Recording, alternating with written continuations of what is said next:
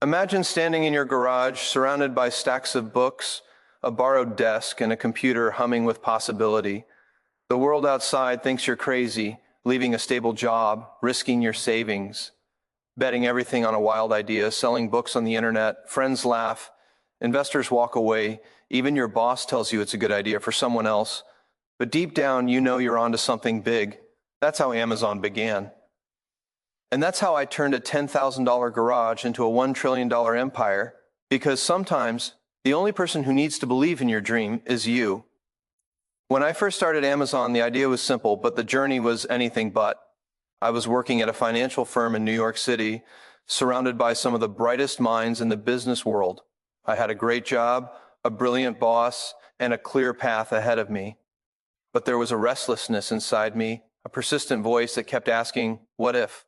What if I could build something from scratch? What if I could take this new thing called the internet and use it to create a business that had never existed before?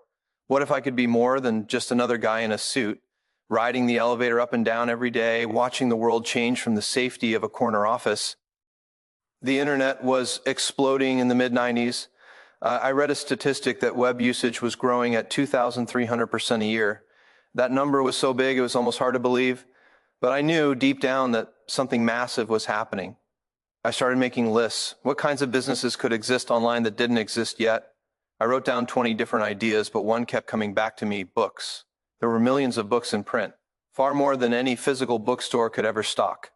The internet could offer something no one else could: a limitless selection, available to anyone, anywhere. But ideas are easy. Execution is everything. I had to make a choice. I went to my boss, a man I respected deeply, and told him I wanted to leave to start an online bookstore. He listened carefully, then took me for a long walk in Central Park. He said, "Jeff, this sounds like a great idea, but it would be an even better idea for someone who didn't already have a good job." He was right in a way. I had a good job, I had security, but I didn't have a calling. And I knew that if I didn't try, I would regret it for the rest of my life. So I packed up my life, drove across the country with my wife, and landed in Seattle.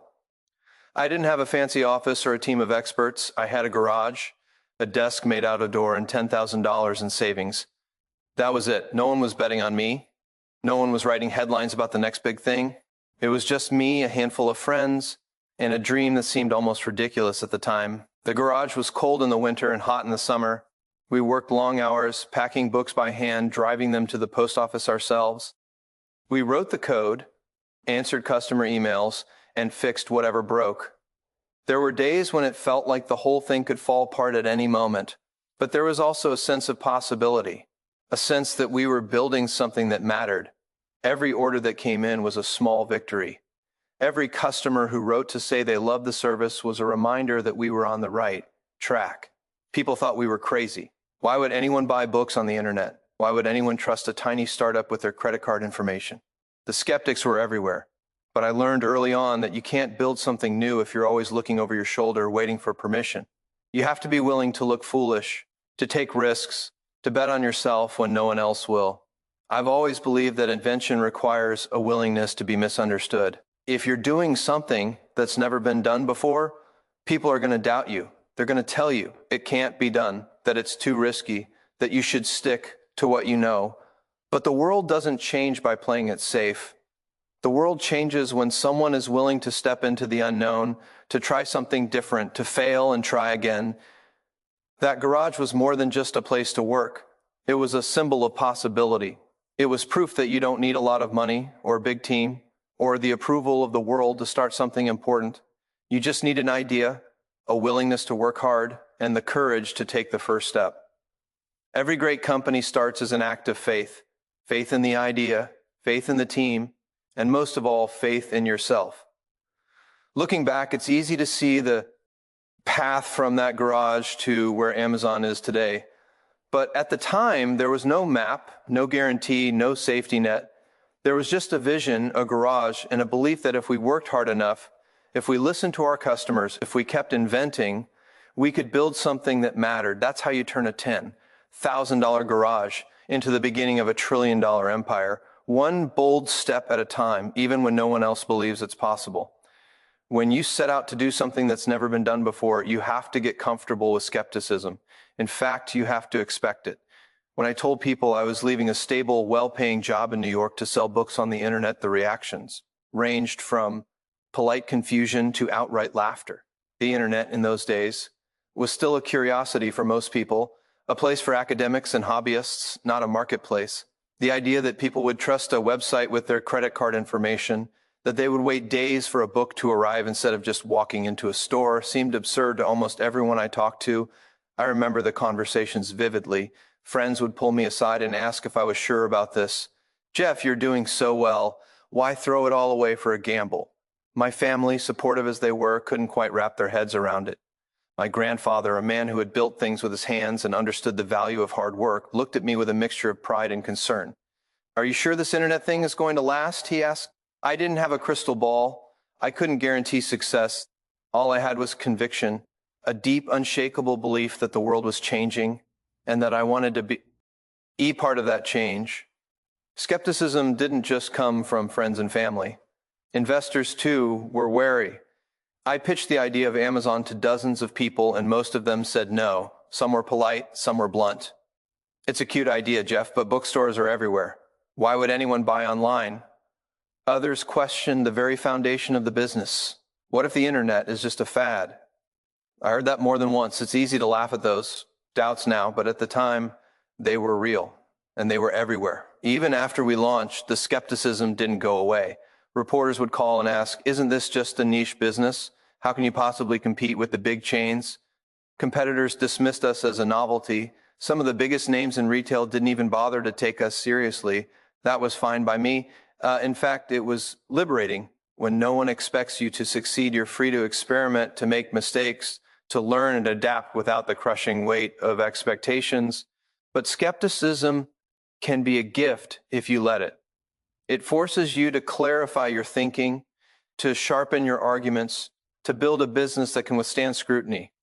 Every time someone told me it couldn't be done, I asked myself, why not? Every doubt became a challenge, a problem to solve. If people were worried about security, we built better systems.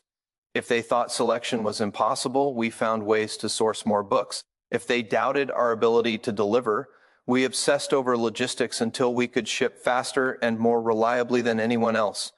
There's a certain freedom in being underestimated. When people don't believe in you, you have nothing to lose. You can take risks, try new things, and move faster than the competition. We didn't have to worry about protecting a legacy business or pleasing shareholders. We just had to please our customers. That focus became our superpower. While others were busy doubting, we were busy building. Of course, skepticism can also be lonely. There were nights in that garage when the doubts crept in. Was I crazy to think this could work? Was I risking too much? But every time I felt the weight of that skepticism, I reminded myself why I started. I wasn't doing this to prove the doubters wrong. I was doing it to prove to myself that I could build something meaningful, something that mattered. I learned early on that you can't let other people's doubts define your limits. If you wait for universal approval, you'll never do anything new. The world is full of people who will tell you why something can't be done. But progress depends on those who are willing to try anyway. Every breakthrough, every invention, every leap forward in history has been met with skepticism. That's the price of innovation. So I embrace the skepticism. I let it fuel me, not stop me. I learned to listen to criticism, to separate the useful feedback from the noise, and to keep moving forward. I surrounded myself with people who believed in the mission, who were willing to work hard and take risks, even when the odds seemed long. Together, we built a culture that valued curiosity, resilience, and a willingness to be misunderstood. Looking back, I'm grateful for the doubters. They made us stronger, sharper, more determined. They forced us to earn every inch of progress, and in the end, they gave us the freedom to build something truly original. If you want to do something extraordinary, you have to be willing to stand alone, to be misunderstood, and to keep going when no one else believes. That's how you turn skepticism into strength, and how you build something that changes the world.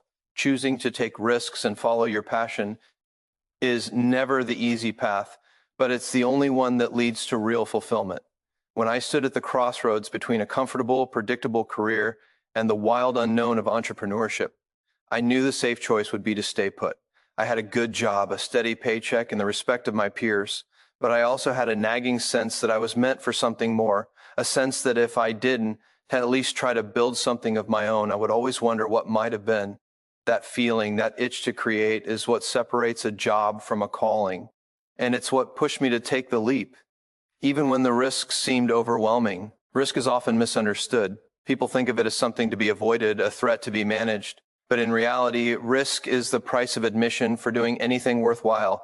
Every great achievement, every breakthrough, every act of creation begins with the decision to step into the unknown. When I left my job to start Amazon, I wasn't just risking my savings or my reputation. I was risking my sense of security, my comfort, and my identity. I was trading the known for the unknown, the certain for the possible. And that's a trade you have to be willing to make if you want to do something extraordinary. Following your passion doesn't mean chasing every shiny new idea that comes along. It means listening to that inner voice that tells you what matters most, and then having the courage to act on it. For me, that voice was relentless. It kept reminding me that the internet was a once-in-a-generation opportunity, that the world was changing faster than anyone realized, and that I had a chance to be part of that change. It wasn't about getting rich or becoming famous. It was about building something that mattered, something that could make a difference in people's lives. The truth is, passion is what sustains you when the going gets tough. There were plenty of days in those early years when things didn't go according to plan. We made mistakes, we faced setbacks, and we encountered obstacles that seemed insurmountable. But passion kept us going. It gave us the energy to work long hours, the resilience to bounce back from failure, and the determination to keep moving forward even when the odds were against us. Passion is the fuel that turns dreams into reality. But passion alone isn't enough. You have to pair it with action. You have to be willing to make tough choices, to sacrifice comfort for growth, and to put in the hard work that separates dreamers from doers. I've always believed that you can't be proud of your gifts because those are given to you, but you can be proud of your choices, of the risks you take, the effort you put in, and the persistence you show in the face of adversity. Every day you have a choice to play it safe or to push yourself, to settle for what is or to strive for what could be. One of the most important choices I made was to build a culture at Amazon that encouraged risk-taking and experimentation. We knew that if we wanted to invent the future, we had to be willing to fail. We had to create an environment where people felt safe to try new things, to challenge the status quo, and to learn from their mistakes. That's why we celebrate bold bets, even when they don't pay off, because every failure is a step closer to success, and every risk is an opportunity to learn and grow. Looking back, I realized that the biggest risk would have been not to try at all. If I had stayed in my comfortable job, I might have avoided some sleepless nights and anxious moments, but I would have missed out on the adventure of a lifetime. I would have missed the chance to build something from scratch, to work with incredible people, and to make a real impact on the world. That's the reward for taking risks and following your passion. Not just the success you achieve, but the person you become along the way. So my advice to anyone standing at a crossroads is simple. Don't let fear hold you back. Don't settle for a life of comfort and ease when you have the chance to do something meaningful. Take the risk. Follow your passion. Make the hard choices and be proud of them. Because in the end, it's not the safe path that leads to greatness. It's the one that challenges you, stretches you, and forces you to grow. That's how you build a life, a business, and a legacy that truly matter. Transforming a small startup into a trillion-dollar global empire is not a single leap. It's a relentless series of steps, each one built on innovation, perseverance, and an unwavering commitment to the customer. When I look back at the early days in that garage, it's almost surreal to think about how far we've come. But the truth is, there was never a moment when we sat back and said, we've made it. Every day was about building, inventing, and pushing the boundaries of what was possible. From the very beginning, we made a decision that would define Amazon's culture. We would obsess over our customers, not just satisfy them, not just meet their expectations, but truly obsess over delivering value, convenience, and delight. That obsession became our compass. It guided every decision, from the smallest detail on our website to the biggest bets on new technology. We asked ourselves, what do our customers want? What do they need, even if they don't know it yet? That mindset led us to invent things like one-click shopping, personalized recommendations, and prime delivery, ideas that seemed radical at the time but are now taken for granted. Innovation is not a one-time event. It's a habit, a discipline, a way of thinking. At Amazon, we built mechanisms to ensure that invention was part of our DNA. We encouraged teams to experiment, to take risks, and to learn from failure. We celebrated bold ideas, even when they didn't work out, because we knew that every experiment brought us closer to the next breakthrough. Some of our biggest successes, like AWS, Kindle, and Alexa, started as small, scrappy projects that many people doubted, but we believed in the power of invention, and we gave our teams the freedom to dream big. Perseverance is just as important as innovation. There were countless times when things didn't go our way. We faced fierce competition, economic downturns, and technological challenges that seemed insurmountable. There were moments when it would have been easy to give up, to settle for good enough, or to play it safe. But that's not how empires are built. Every setback was a lesson, every failure a stepping stone. We learned to be resilient, to adapt quickly, and to keep moving forward no matter what. I often told my team, be stubborn on vision, but flexible on details. The destination never changed, but the path was always evolving. Scaling a business from a garage to a global powerhouse required more than just hard work and good ideas. It demanded a willingness to reinvent ourselves over and over again. We never allowed ourselves to become complacent. We treated every day like day one, with the same energy, curiosity, and hunger that fueled us in the beginning. That day one mentality kept us nimble, kept us humble, and kept us focused on the future. The moment you start acting like it's day two, when you start protecting what you have instead of building what's next, you begin to decline. Building a trillion-dollar company also meant building a world-class team. No one does it alone. I was fortunate to work alongside some of the smartest, most passionate people on the planet. We hired builders, inventors, and pioneers, people who weren't afraid to challenge the status quo and who shared our obsession with customers. We created a culture where ideas could come from anywhere, where debate was encouraged, and where the best ideas always won. That diversity of thought and relentless pursuit of excellence became our greatest strength. But perhaps the most important ingredient in our journey was a willingness to think long-term. In a world obsessed with quarterly results and instant gratification, we took the opposite approach. We made investments that wouldn't pay off for years, sometimes even decades. We were willing to be misunderstood, to endure criticism, and to stay the course when others would have given up. That patience, that willingness to delay gratification is what allowed us to build something truly enduring. In the end, transforming a small startup into a trillion-dollar empire wasn't about chasing money or fame. It was about building something that mattered, something that made life better for millions of people around the world. It was about empowering others, creating opportunities, and leaving the world a little better than we found it. That's the real legacy of Amazon, and it's a legacy built on innovation, perseverance, and an unshakable belief in the power of possibility. If you want to build something great, start small, think big, and never stop inventing. The journey is long, the challenges are real, but the rewards are beyond anything you can imagine. There's a fundamental truth I've learned on this journey. The world doesn't reward you for what you're born with. It rewards you for what you do with what you have. It's easy to look at someone's success and see only the end result, to imagine that it was inevitable, that it was all just a matter of talent or luck.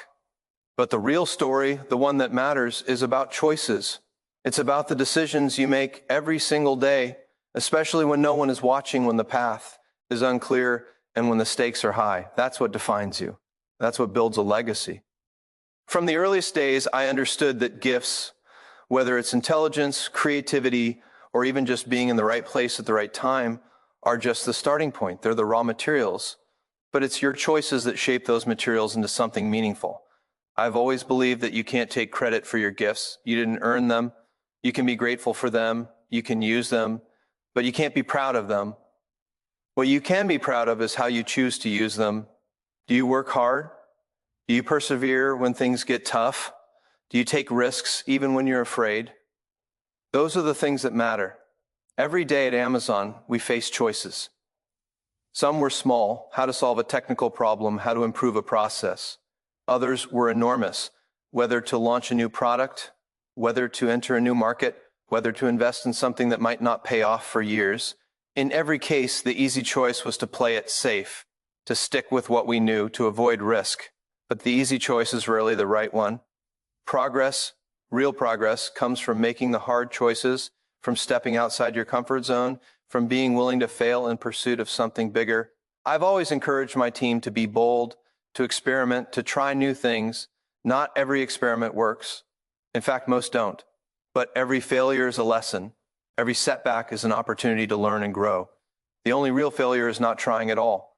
I've seen it time and again. The people who achieve the most are the ones who are willing to make the tough choices, to put in the work, to keep going when others would quit. They're the ones who understand that greatness is not a gift. It's a choice. CE. There's a story I love to tell about the difference between gifts and choices. Imagine you're really good at math. That's a gift. But if you never practice, if you never push yourself, if you never take on challenges that stretch you, that gift will never amount to much. On the other hand, if you work hard, if you study, if you keep going even when it's difficult, you can turn that gift into something extraordinary. The same is true for every aspect of life. Your gifts are the cards you're dealt. Your choices are how you play them. As Amazon grew, the choices only got harder. The stakes got higher. The pressure to protect what we'd built, to avoid mistakes, to play it safe was always there. But I knew that the only way to keep growing, to keep inventing, was to keep making bold choices. That's why we launched products like AWS, Kindle, and Alexa, because we were willing to bet on the future, even when it meant risking failure. That's why we kept pushing into new markets, kept experimenting, kept learning, because we understood that our legacy would be built not on our gifts, but on our choices. I often ask myself, and I encourage others to ask themselves, what story do you want to tell when you're 80 years old? Do you want to look back and say, I played it safe, I never took a risk, I never followed my passion? Or do you want to say, I made bold choices, I worked hard, I built something that mattered? The answer is up to you. Every day is a new opportunity to make choices that define who you are and what you stand for. In the end, that's what separates those who change the world from those who simply watch it change. It's not about being the smartest or the luckiest. It's about being the one who chooses to act, who chooses to persevere, who chooses to build.